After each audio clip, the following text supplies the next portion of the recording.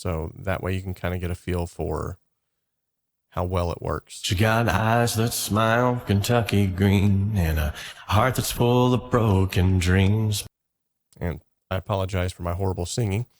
There actually, that's quite impressive because there is a lot, and I do mean a lot of effects on that vocal because I was trying to get that country sound. There's like a doubling effect. There's delays and reverbs. So for it to be able to pick that out of the mix and take that out and single it out, that's pretty good. So this is what it would have normally sounded like.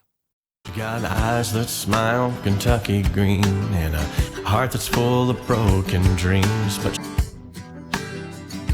so now I've muted the vocals. There's a little bit of wobbliness. I mean, a lot of these, I don't care how good they get, they're not going to be able to completely remove something from it, but it does a really good job based off of the other ones that I've tested and tried out. Now, if at any time I want to export the stems from this, I can do that up here by going to File and Export.